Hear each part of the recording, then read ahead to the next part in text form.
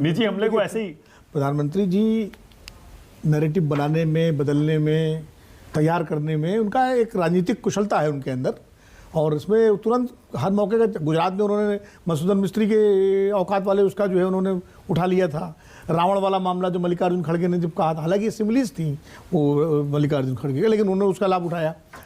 कांग्रेसी शायद उस तरह का लाभ नहीं उठा पाते, बीजेपी के लोग भी कई बार बोलते हैं, लेकिन कांग्रेस वाले उसका लाभ नहीं उठा पाते, ये इनकी कमजोरी है और ये सप्रा साहब को मानना चाहिए। बीजेपी तमाम मामलों में राजनीतिक नैरेटिव बना लेती है, वो उठा लेती है, वो उनकी राजनीतिक कुशलता है और लोकतंत्र में होता रहता है। ये सब नारे हैं, राजनीतिक नारे हैं। अब जैसे खूनी पंजा का भी उदाहरण दिया इन्होंने। अब खूनी पंजा जब कहा था मोदी जी ने, तो आपने क्यों नहीं उसका लाभ उठाया कि हमारा पंजा क्या खूनी है? आप उस तरह नारा करते उस तरह से उस जवाब में, जैसे आज मोदी जी कह रहे हैं, लेकिन आप तो करते नहीं है। जब आपकी गाड़ी छूट जाती है तो आप कहते हैं आपने ये कहा था। तो ये तो कमजोरी है ना इनकी, कांग्रेस पार्टी की। तो मुझे लगता है कि प्रधानमंत्री जी को जो करना ही करना था, जो जिस तरह कल नारे लगे तो उसका उन्होंने, और आज मौका था, चुनाव का मौका था, तो मेघालय में इलेक्शन रैली में बोल रहे थे, तो निश्चित रूप से। अच्छा, अधिवेशन में आपको लगता है कि कोई ऐसी सॉलिड एक स्ट्रैटेजी बनेगी कांग्रेस के कैंप में कि हमें, जैसे अभी सापरा जी इशारा कर रहे थे कि कुछ तो प्री पोल अलायंस होंगे, कुछ पोस्ट पोल अलायंस होंगे?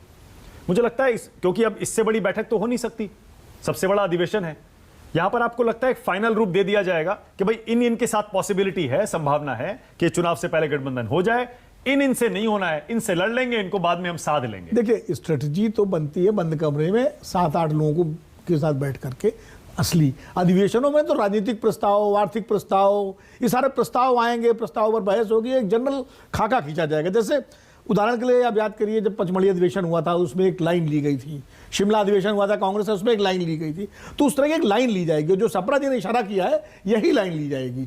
लाइन यही ली जाएगी कि जो जो हमारे दोस्ताना दल हैं, जैसे बिहार में, महाराष्ट्र में, तमिलनाडु में, जहां जहां जिनका अलायंस है, उनके साथ अपने अलायंस को मजबूत किया जाएगा। और जहां जहां दोस्ताना मामला नहीं है, जैसे पश्चिम बंगाल है, अभी भट्टाचार्य जी बोल रहे थे, या मान लीजिए तेलंगाना है, दिल्ली है, पंजाब है, जहां सरकारें गैर बीजेपी की हैं लेकिन उनके साथ रिश्ते अच्छे नहीं है, वहां फिर पोस्ट पोल अलायंस की बात की जाएगी। और पोस्ट पोल जो 2004 में हुआ, जो आप याद कीजिए कि 1998 में जब अटल जी की सरकार बनी, तब भी कई पोस्ट पोल, कुछ लोग बाद में जुड़े आकर के। इसी तरह 1900, अरे इसी में, हाँ, एनडीए में इस बार प्रधानमंत्री मोदी के साथ कितने नए दल बाद में आए, संसद में सपोर्ट किया। अरे भाई, आप ये वाजपेयी जी बैठे हुए हैं, इनके नेता तो 15 दिन तक पहले तक जो है मोदी जी और बीजेपी के खिलाफ बोलते थे 2014 में, उसके बाद बीजेपी के साथ जुड़े। प्री पोल थी हमारी, प्री पोल थी। नहीं, मैं कह रहा हूँ चुनाव के तुरंत कुछ दिन पहले तो माहौल जैसा बनता है ना। अभी तो बहुत जल्दबाजी है, अभी 1 साल पड़ा हुआ है।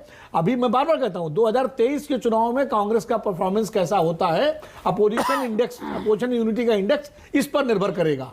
अगर कांग्रेस बहुत खराब करती है तो कांग्रेस को झुकना पड़ेगा विपक्षी दलों के सामने। अगर कांग्रेस बहुत अच्छा करती है तो विपक्षी दल जो है अपने तरीके से अपनी रणनीति को बदलेंगे। ये होता है। बीजेपी ने जब अच्छा किया 2014 में और 2019 में, जीतती हुई दिखाई पड़ी है 1998 में, 99 में, तो तमाम सारे दल आगे। जीत का जो चुंबक होता है ना, वो खींचता है।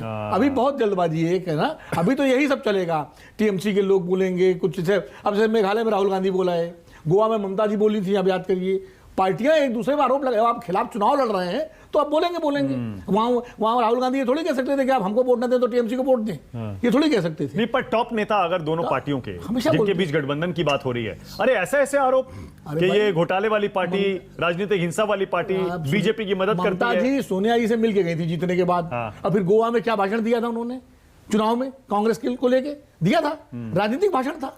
तो ये सब तो चलेगा लेफ्ट और कांग्रेस के बीच में। आप 2004 में देख लीजिए, यहां अभी तो केरल में एक दूसरे के खिलाफ लड़ते हैं।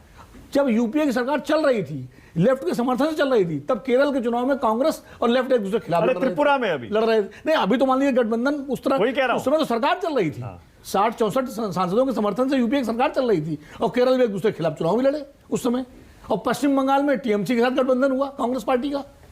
यानी ये रणनीति आपको प्रैक्टिकल लगती है? यही कि जिन लोगों के साथ आसान है गठबंधन करना, उनके साथ कर लिया जाए, जिनके साथ नहीं है उनको बात के लिए छोड़ दिया जाए। 89 में बीजेपी और लेफ्ट का मसला नहीं सुलझ रहा था वीपी सिंह के साथ। वीपी सिंह ने बीजेपी के साथ कोई खुला गठबंधन नहीं किया, लेकिन उन्होंने एक नया टर्म दिया, दोस्ताना लड़ाई, फ्रेंडली फाइट। और उसके बाद कई सीटें जो है एडजस्टमेंट के साथ उत्तर प्रदेश में बीजेपी को के लिए छोड़ी गई, वहां कमजोर कैंडिडेट लड़ाए गए।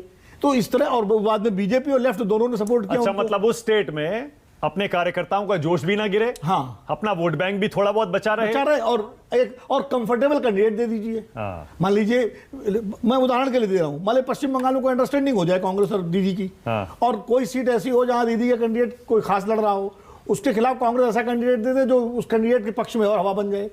इस तरह की घटनाएं, इस तरह की चीजें होती हैं चुनाव में, ये सब लेकिन अंतिम समय तय होता है। अब समाजवादी पार्टी का मैं उदाहरण दूं, उत्तर प्रदेश का, मान लीजिए कांग्रेस और समाजवादी पार्टी का ओपन अलायंस नहीं होता, वैसे उम्मीद है शायद हो भी जाए, लेकिन मान लीजिए नहीं होता है, तो कुछ सीटें ऐसी होंगी जहां कांग्रेस ने मुसलमान लड़ा दिया और बीजेपी के कोई पंडित जी लड़ रहे हैं, तो हो सकता है कांग्रेस भी वहां पंडित जी को दे दे। हाँ। तो ये इस तरह से